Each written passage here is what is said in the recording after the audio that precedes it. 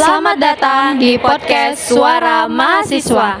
Ruang diskusi kami ini akan membahas tentang isu-isu kemanusiaan terkait hak asasi manusia. Dengan saya Jos Perskila Sinaga Dan saya Brigita Monika Hutagalung. Dan juga bersama 9 teman-teman mahasiswa kami yang bergabung pada diskusi kali ini. Bisa diperkenalkan satu persatu namanya? Saya John. Saya Rebecca. Saya Flora. Saya Maria. Saya Claudia. Saya Christine. Saya Gracia. Saya Putri. Kali ini kita akan membahas kisah seorang anak kecil yang meninggal di usianya yang masih sangat muda. Ya, jadi seorang anak kecil yang merenggang nyawa. Dan sebelum itu kita akan melihat video sekilas mengenai sosok Angeline Megawe.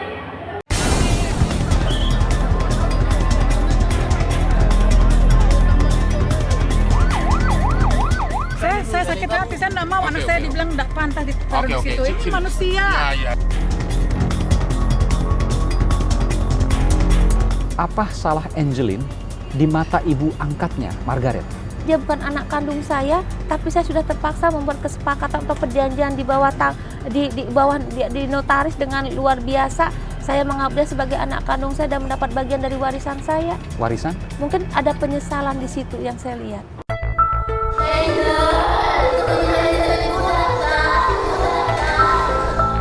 Sampai detik ini saya konfirmasi ke Pak Dudut, Kepala Instalasi Forensik Rumah Sakit Sanglah Denpasar Bali, belum ada dugaan kejahatan seksual berdasarkan pemeriksaan hingga hari ini. Belum.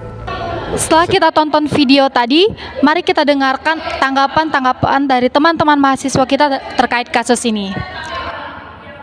Dari Rebecca dulu, seperti apa tanggapan mengenai kasus dari Angeline Megawe yang sempat menggemparkan Indonesia pada tahun 2015 tersebut?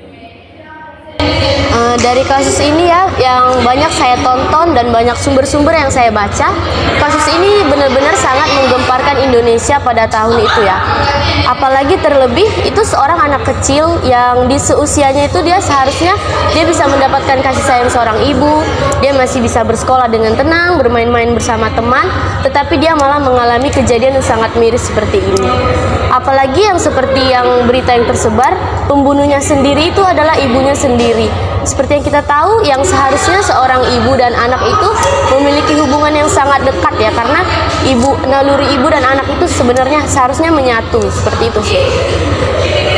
Dari Claudia sendiri seperti apa tanggapan mengenai kasus Angeline Megawe yang sempat meninggalkan luka mendalam bagi keluarga yang ditinggalkan? Tadi saya menonton beritanya, sempat disebutkan itu dalam beritanya itu bahwa anak tersebut menerima warisan. Jadi menurut saya sebenarnya di berita itu tidak disebutkan moto ibunya sendiri itu untuk apa membunuh serta menelantarkan anak tersebut. Tetapi kalau anggapan saya bahwa ibu itu melakukan hal demikian itu untuk mendapatkan warisan tersebut, karena menurut asumsi saya mungkin ibunya tidak terima dengan warisan tersebut yang diberikan kepada anak tersebut oleh suaminya sendiri. Jadi ibu itu melakukan hal tersebut untuk mendapatkan uang senilai yang cukup besar. Jadi menurut saya seperti itu. Terus saya juga mau bertanya mengenai latar belakang keluarga. Seperti yang disebutkan bahwa Ibu Margaret, Iya, Ibu Margaret itu adalah ibu angkat dari anak tersebut, dan juga suaminya adalah suami papa angkat dari anak tersebut. Jadi di mana latar belakang keluarga anak tersebut? Apakah papa dan mamanya sendiri sudah tiada, atau seperti apa? Ya, jadi sosok Angeline Megawe ini dari kecil memang sudah diangkat oleh suami istri dari Margaret dan suaminya yang berkebangsaan Eropa gitu. Tapi memang Angeline ini lahir dari pasangan suami istri yang ya bisa dibilang kekurangan ekonominya. Akhirnya pada saat persalinan biayanya itu ditanggung oleh Ibu Margaret. Jadi makanya pada saat itulah ada diadopsi oleh Ibu Margaret. Tapi dengan jadi orang tua asli Angeline ini tidak bisa lagi bertemu karena memang ada hitam di atas putih yang sudah disahkan oleh pengadilan. Seperti itu.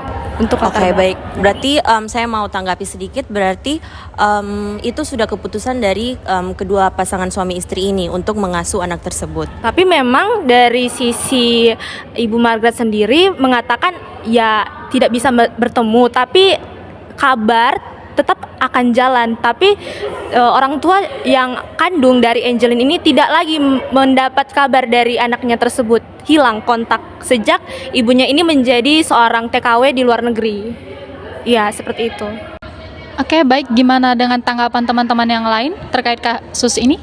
Dan yang saya tahu juga kalau ibunya ini sempat melaporkan kasus ini ke pihak yang berwajib, sehingga dilakukan pencarian selama 3 minggu dan dibantu juga oleh masyarakat di sekitar situ, sehingga ditemukan bahwa si anak ini itu tewas di pekarangan rumah.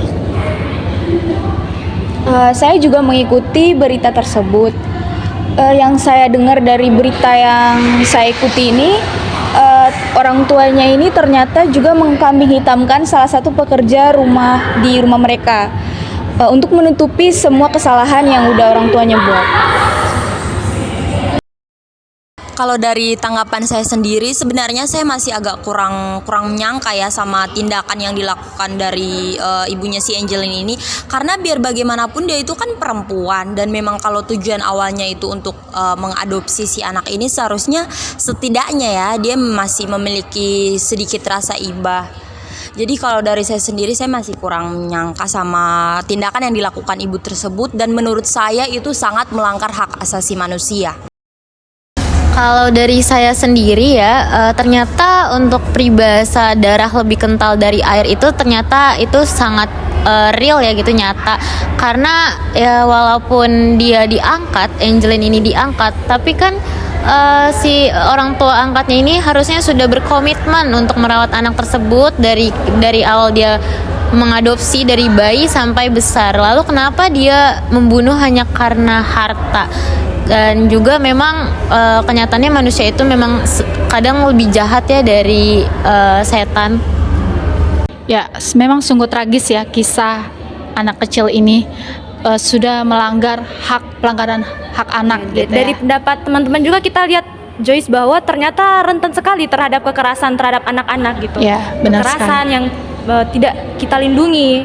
Bahkan pada saat itu kan Komnas HAM Indonesia bahwa sempat datang untuk di TKP untuk melihat langsung, tapi tidak ada respon baik dari Ibu Margaret sendiri. Ya, benar sekali. Nah, kita mau dengar nih pendapat dari email, gimana tentang pelanggaran hak anak yang dilakukan oleh ibu angkatnya sendiri nih. Gimana menurut kamu?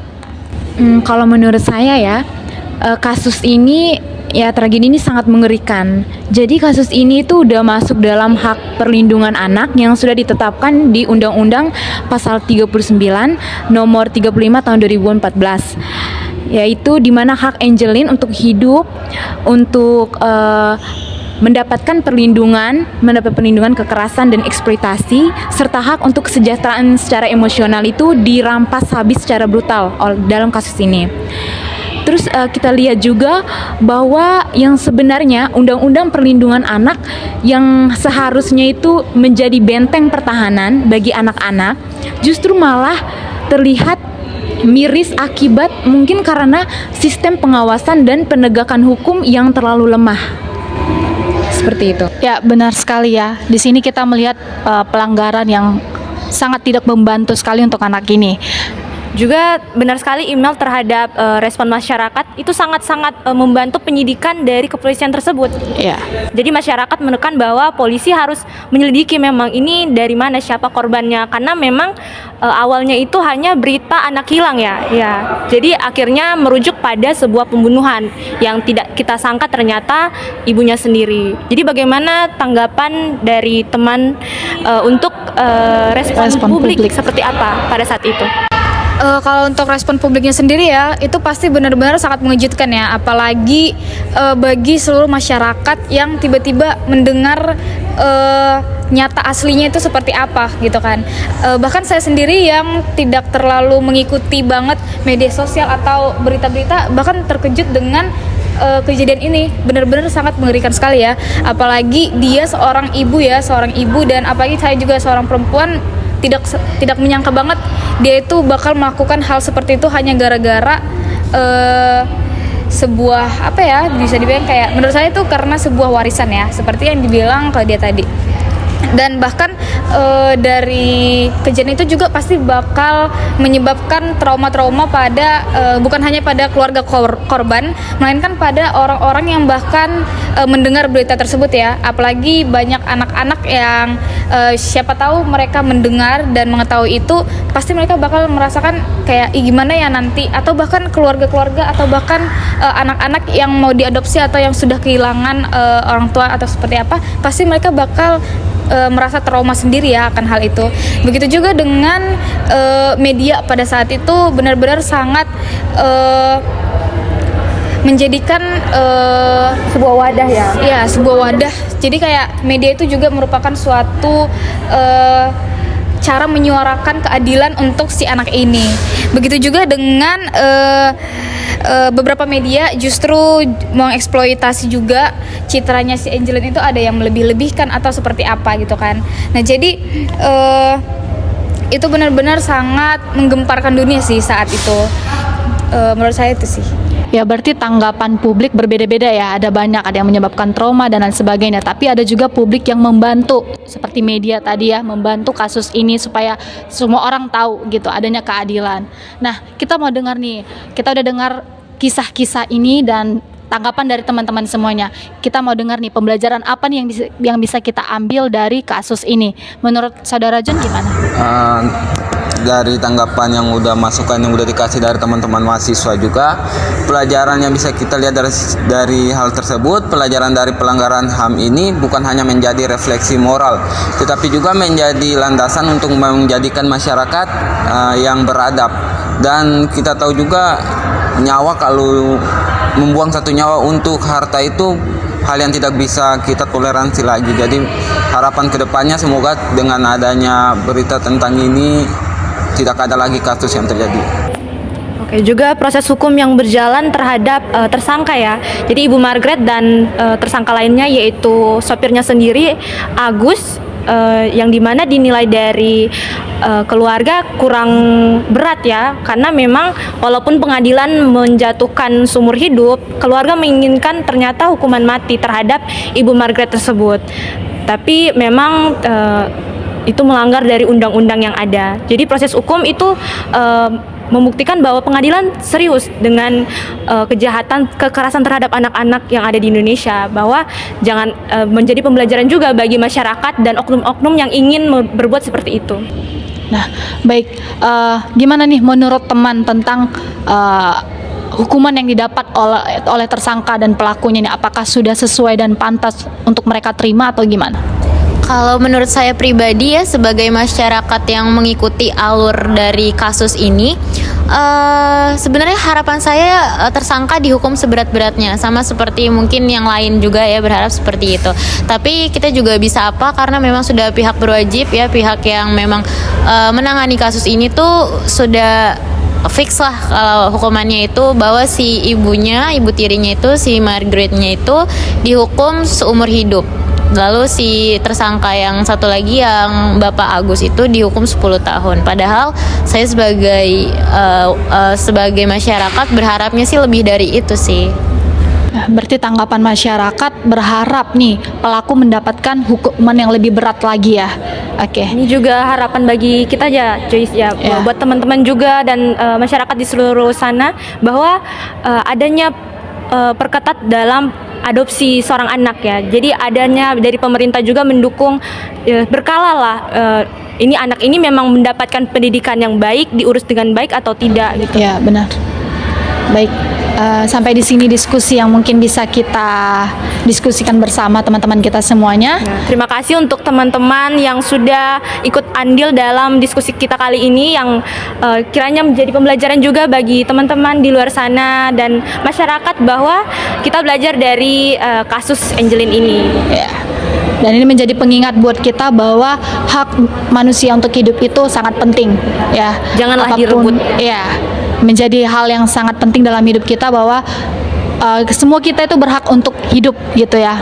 Baik, sampai di sini dulu podcast kita kali ini. Semoga podcast kita kali ini menjadi pengingat buat kita semuanya dan membawa dampak positif buat semuanya. Saya Jos Priscilla Sinaga. Saya Brigita Monika Hutagalung. Sampai jumpa di diskusi kita selanjutnya.